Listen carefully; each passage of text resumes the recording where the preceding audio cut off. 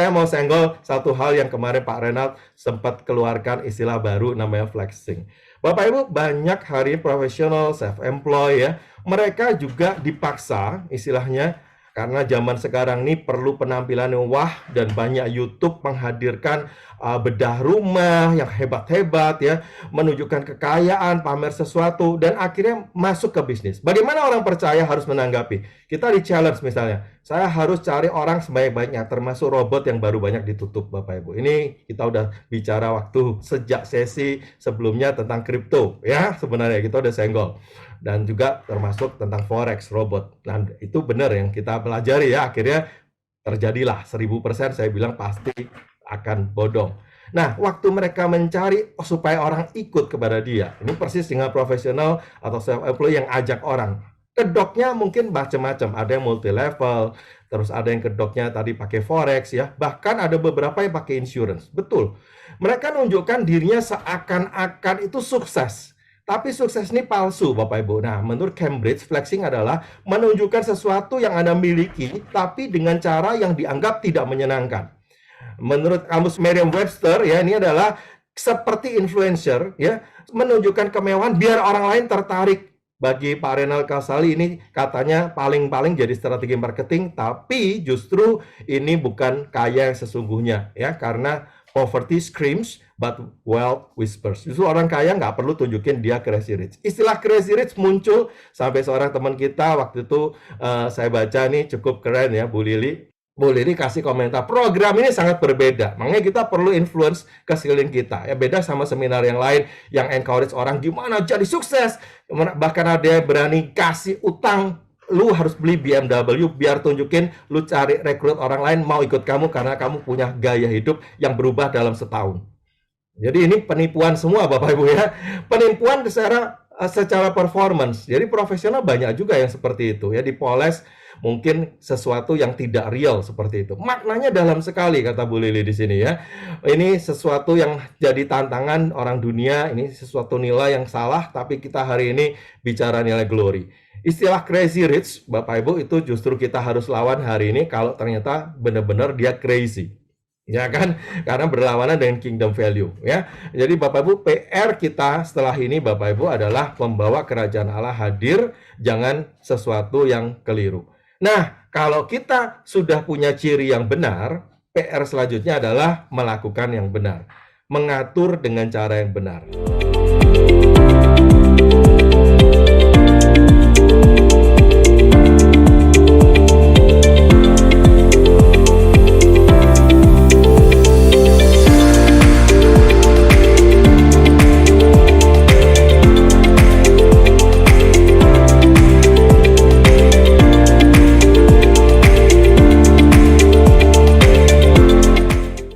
Profesor Renald Kasali, flexing.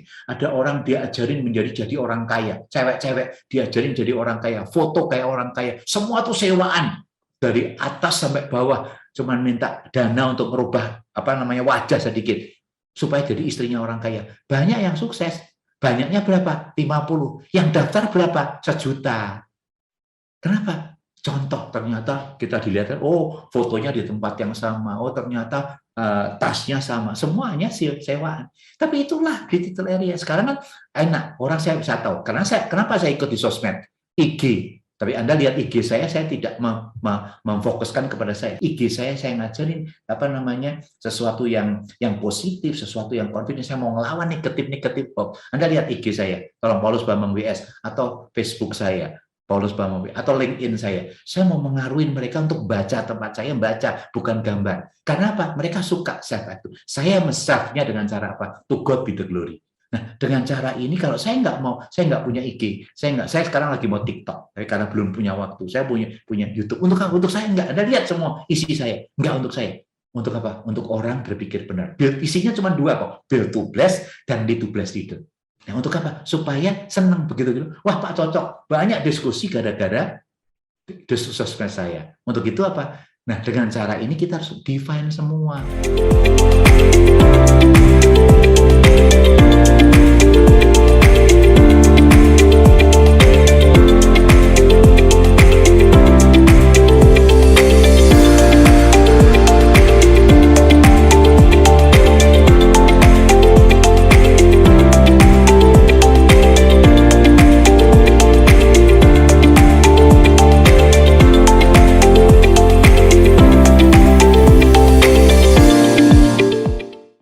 kesempatan kita mengetahui itu palsu atau tidak untuk apa dulu, ya.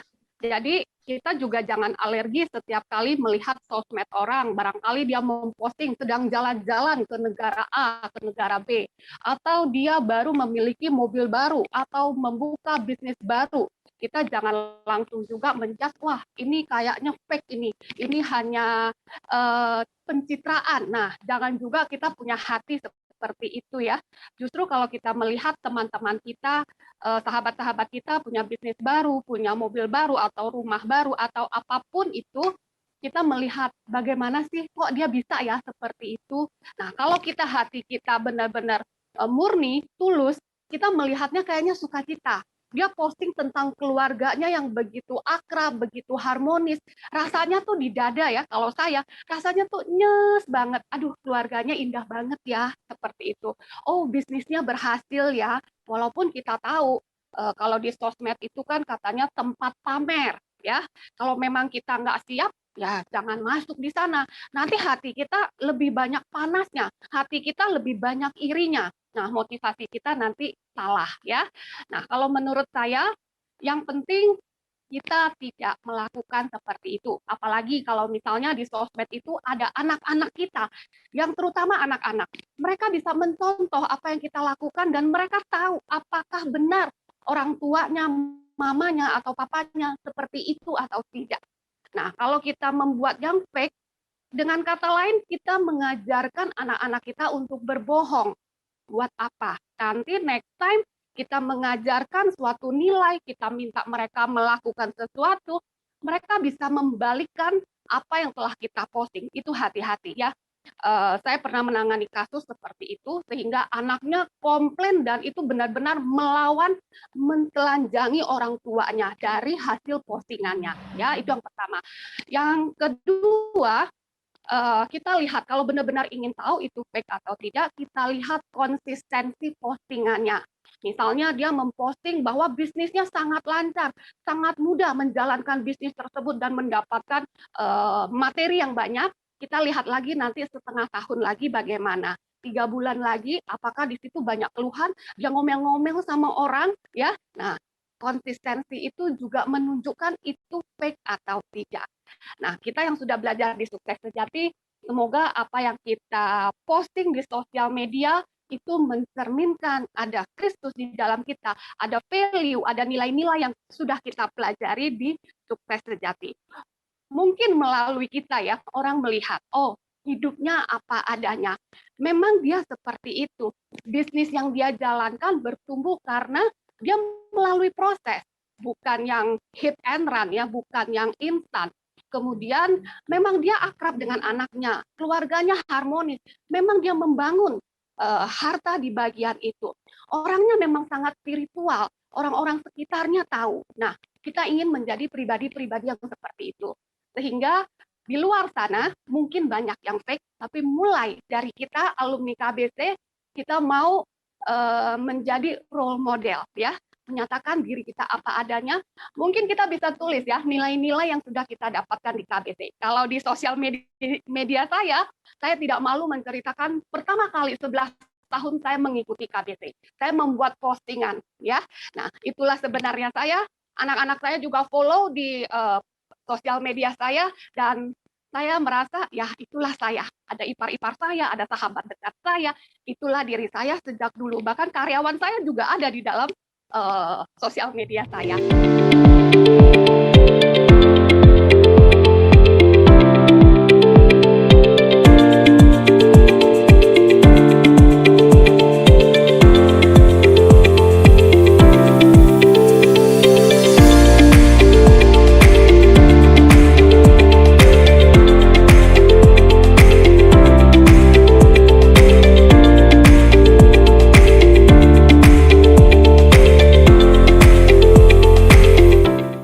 Saya suka banget tentang prinsip ini. Before you post, think, mikir kata siapa Cak Lontong ya, mikir sebelum posting ya.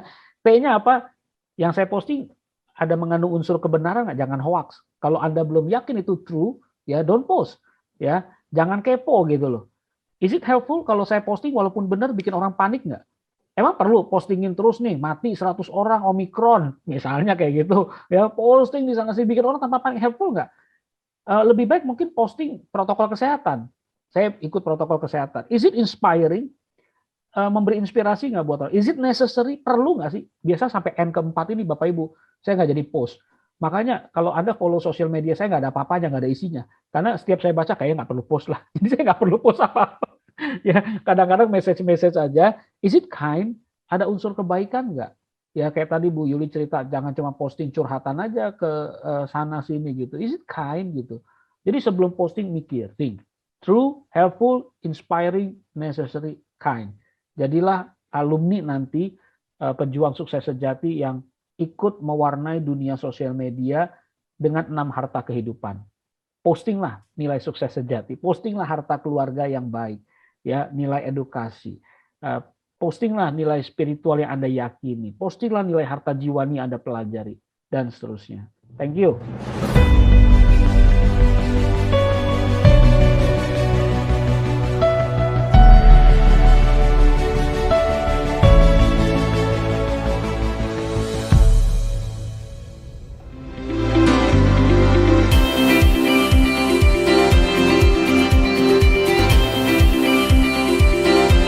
Riser and Podcast listeners, terima kasih Anda telah menyimak Rise Podcast Special Edition yang dipersembahkan oleh Kingdom Business Community.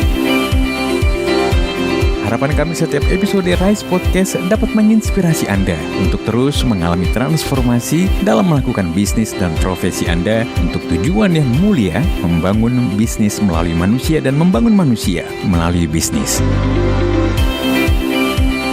Kami mengajak setiap Anda dan perusahaan Anda untuk bergabung bersama kami dalam komunitas Kingdom Business Community. Secara bersama, kita bisa bertumbuh, berkembang, dan sukses, serta dapat berkolaborasi dalam gerakan kepedulian kepada sesama untuk Indonesia yang lebih baik. Untuk dapat bergabung, silahkan kunjungi website Kingdom Business Community di www.kbc.or.id atau hubungi Sekretariat Nasional KBC di 0817 131 257. Sekali lagi, www.kbc.or.id.